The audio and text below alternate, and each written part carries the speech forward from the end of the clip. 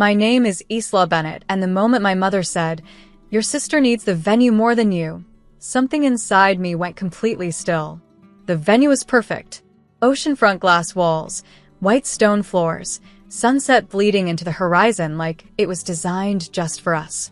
I had saved for 3 years to afford it, $28,000, paid in full, non-refundable. Then my sister got engaged. Suddenly, nothing was mine anymore. "She's the younger one," my mom said over dinner, not even looking at me. "Her timeline matters more." My dad nodded like it was obvious. "You can be flexible. Isla, you've always been the reasonable one." My sister didn't say, "Thank you." She just scrolled through her phone, already picturing herself walking down my aisle. My fiancé squeezed my hand under the table. He didn't speak. He didn't need to.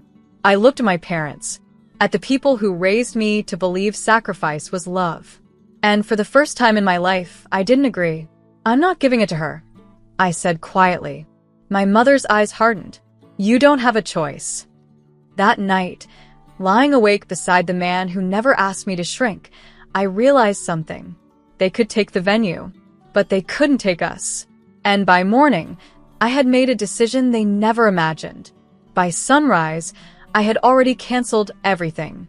The florist, the photographer, the live quartet my mother insisted on for family dignity. One by one, I withdrew my name, my authorization, my presence. Each confirmation email felt like peeling their fingerprints off something they never earned. My sister found out first. She called screaming. "What did you do?" "That venue was mine." I didn't correct her. "It was never yours," I said calmly. "And now it's no one's." My mother called minutes later, furious, her voice trembling with disbelief. "You're embarrassing us. Do you know what people will say?"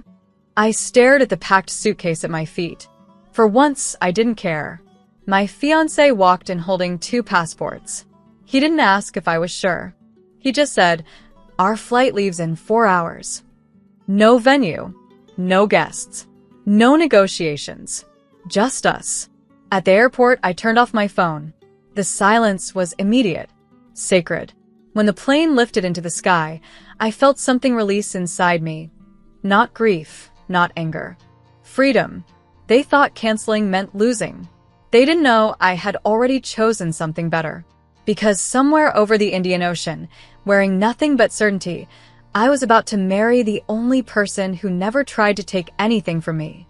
And they would only realize what they lost after it was already done. The Maldives didn't feel real at first. The air was warm and soft, wrapping around us like it had been waiting. The ocean stretched endless and calm, nothing like the storm I had left behind. We didn't rush. There was no planner, no timeline, no one telling me what my wedding should look like. Just him. That afternoon, barefoot in the sand, he held my hands and said, "Are you sure you don't regret anything?" I looked at him, the man who never once asked me to sacrifice myself for his comfort. "I regret how long it took me to choose myself," I said. He smiled. We exchanged vows under an open sky. No aisle, no audience, just truth, spoken quietly. No one clapped. No one interfered. It was perfect. Later, back in our villa, I turned my phone on for the first time. It exploded instantly. Missed calls. Dozens. Messages stacked endlessly. My mother, my father, my sister, and one voicemail. I hesitated, then pressed play. My mother's voice broke through, shaking, unfamiliar. "Isla, where are you?" "The venue, it's gone. They said it was canceled. Your sister's wedding is in 2 days. You can't do this to us." I stared out at the ocean, the waves steady and unmoved. They still thought this was about them. They didn't realize yet. It never was. I didn't answer her. Instead, I set the phone down and watched the tide roll in, steady and certain. For the first time in months, my chest didn't feel tight. No expectations. No negotiations. Just quiet. My husband stepped onto the deck, 2 glasses of champagne in his hands. He didn't ask about the calls. He already knew. "They'll figure it out," he said gently. I nodded, but not because I cared if they did.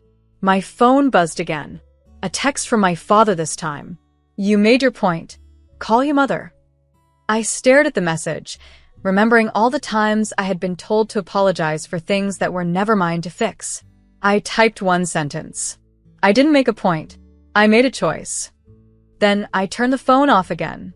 Hours later, curiosity pulled me back. I powered it on just long enough to see what had happened. A photo sat at the top of the messages. My sister, standing outside the venue. Doors locked. Decorations gone. Guests confused. Her dress didn't look magical anymore. It looked heavy. And for the first time in my life, I realized something they never expected. They hadn't just lost the venue. They had lost control of me. The next morning, my mother called again. This time, I answered. I didn't say hello. I didn't soften my voice. She was already crying. "Isla, please," she whispered. "Your sister is devastated. People flew in. The venue was supposed to be hers." I closed my eyes briefly, letting the words pass through me without landing. "It was never hers," I said. "She's your family. So am I." The silence on the line stretched thin. "You could have let her have it," my mother said finally. "You're older. You understand sacrifice." I almost smiled. For years, sacrifice had meant losing pieces of myself so they could stay comfortable. Not anymore. "I understand choice," I replied. She inhaled sharply, like she had just realized she didn't recognize me anymore. "Where are you?" she asked. I looked out at the water, at the man who had never once asked me to become smaller for him. "I'm exactly where I'm supposed to be." I ended the call before she could answer. Behind me, my husband wrapped his arms around my waist. "You okay?" he asked softly. I nodded, because thousands of miles away, their world was unraveling. And here, mine was finally beginning. 2 days later, the messages changed. They weren't angry anymore. They were desperate. My sister called first. Not screaming this time. Not demanding. Just fragile. "You ruined everything," she whispered. I didn't interrupt her. I already had the dress. The guests. The photos planned in my head. Everyone knew it was going to be there. There it was. Not grief over losing love. Grief over losing the image. "I never took anything from you," I said calmly. "I just stopped giving." She didn't reply. She didn't argue. She just hung up. That silence told me more than any accusation ever could. Later, my father texted, "You've embarrassed the family. People are asking questions." I stared at the words, remembering every moment they had chosen her comfort over my dignity. For once, I didn't explain myself. I didn't defend my choice. I didn't apologize. Instead, I took a photo. Bare feet in white sand. Wedding band catching sunlight. 2 shadows beside each other, equal. I sent it to him. No caption. No justification. Just truth. And for the first time, he didn't reply. When we landed back home, everything felt quieter. Not peaceful. Just emptied. The house we had rented together before the wedding still smelled faintly like fresh paint and sea salt from the clothes we brought back. I set my suitcase down and stood there, realizing something strange. No one had called in 2 days. Not my mother. Not my father. Not my sister. For years, silence from them would have terrified me. Now it felt like oxygen. Later that evening, curiosity got the better of me. I opened social media for the first time since we left. Photos from my sister's wedding attempt flooded my screen. Not inside the venue. Outside. Guests standing awkwardly on the pavement. 4 smiles. No ocean backdrop. No glass walls. No magic. She had found another place last minute. Smaller. Dimmer. Nothing like the dream she had already claimed as hers. People noticed. People talked. For the first time, the illusion cracked. Not because I exposed them. Because I stopped protecting them. My phone buzzed. One message. "My mother. You've changed." I stared at the words for a long moment. Then I replied with the only truth left between us. "No." I finally stopped disappearing. And this time, I didn't wait for her answer.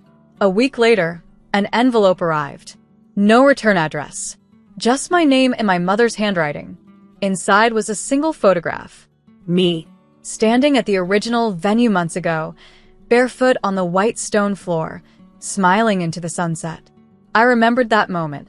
I had taken it when no one was watching before it stopped feeling like mine. On the back, my mother had written only one sentence. We didn't realize what we were asking you to give up. I held the photo for a long time, not because it fixed anything, but because it confirmed something I had already accepted. They hadn't seen me. Not really. Not until I was gone. That evening, I placed the photo in a drawer and closed it gently. Not out of anger. Not out of forgiveness. Just closure. My husband walked in and handed me 2 cups of tea. No pressure. No expectations. Just presence. Outside, the world kept moving. Inside, I felt still. They thought the venue was the loss. It wasn't.